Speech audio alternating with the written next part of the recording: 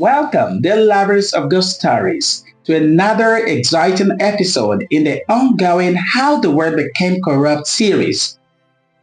This is the fourth episode. I hope you enjoyed the last episode, and that is talking about the cheating game. Without much ado, we want to look at the trap of corruption. Come along and let's dive right in. Alma was the pride of her family. She was the first to graduate from Kumasi University with top honors in finance. Growing up in a small village, her parents sacrificed everything to ensure she received the best education. Her father, a retired teacher, often said, "Alma, education is the ladder that will lift this family out of poverty." When Alma landed a dream job at Global Ventures, a prestigious investment firm, her family's joy knew no bounds. Her mother had tears in her eyes when Alma left for the city. "Remember, my child," she said, gripping Alma's hand, "no matter what happens, always hold on to your integrity. That is the real wealth." Alma promised, unaware of the storm that awaited her in the city. Her first day at Global Ventures was everything she imagined. The office tower gleamed under the sun. It was a symbol of success and affluence. Inside it, the air buzzed with ambition.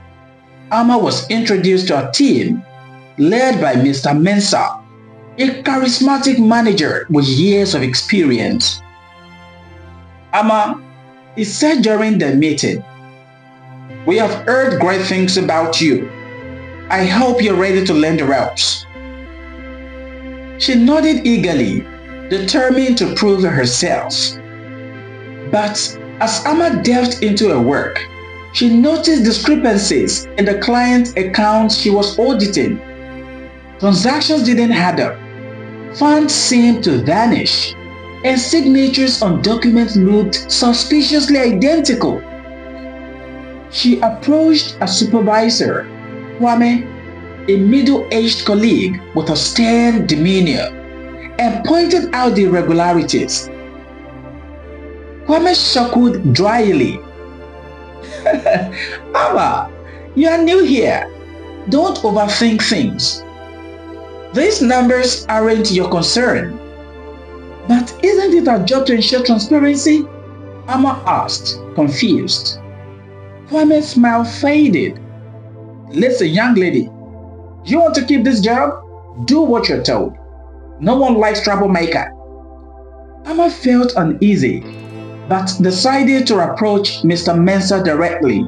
During the meeting, she explained what she had found and her concerns about the company's practices.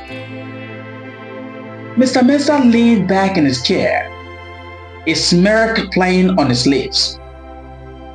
"Alma," he said, "you are ambitious, and I like that. But let me give you some advice. In this industry, the rules are flexible. If you want to succeed, you must adapt. Otherwise, you'll be left behind." His words stung. Alma's dream job suddenly felt like a trap. She considered resigning, but her family situation weighed heavily on her mind.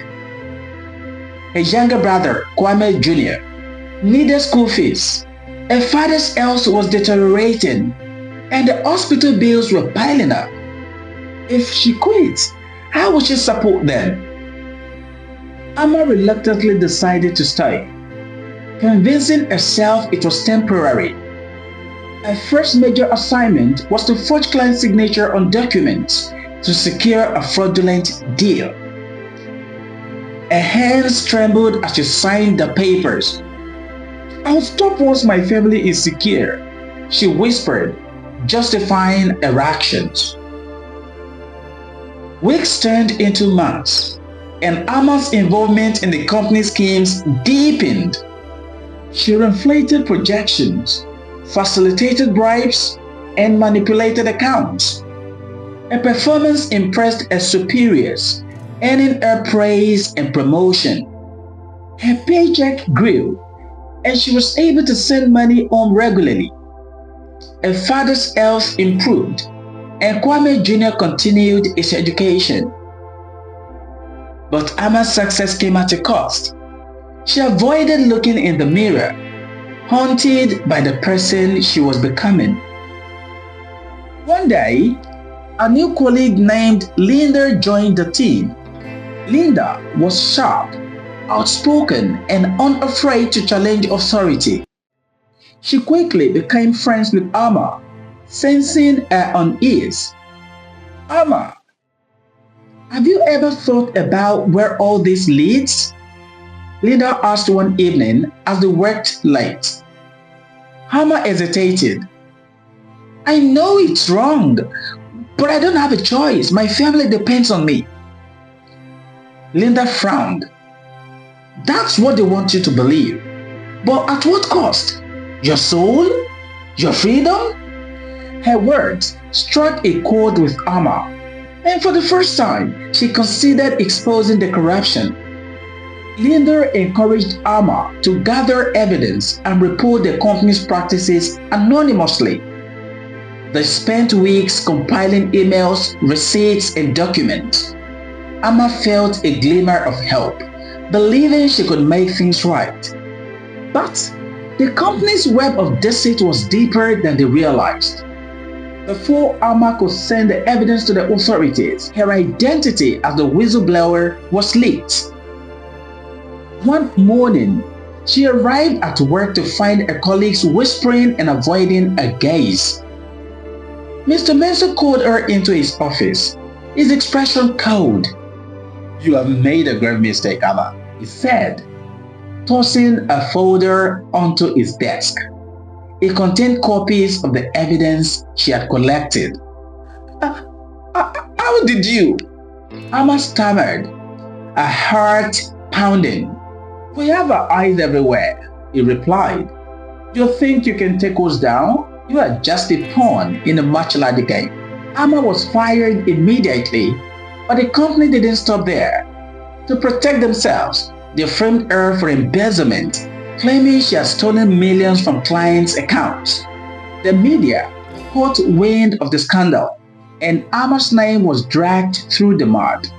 Friends and colleagues distanced themselves, unwilling to be associated with her. Even her family, unaware of the full truth, began to question her integrity. One evening, a father called her. Ama, he said, his voice heavy with disappointment, we raised you to be better than this. What happened to the girl who valued honesty above all else? Ama couldn't bring herself to explain. She felt broken, abandoned, and trapped. Later on, Ama was arrested and faced a trial squarely. Despite Linda's efforts to defend her, the evidence against her was overwhelming, fabricated by the company, but convincing enough to seal her fate. As Ama sat in a prison cell, she reflected on her journey. Her dreams of success had been tainted by greed and corruption, and a desire to help her family had led her down a dark path. She wrote a letter to her brother, Kwame Jr. Dear Kwame, I wanted to give you a better life, but I lost myself in the process. Don't let the world change who you are.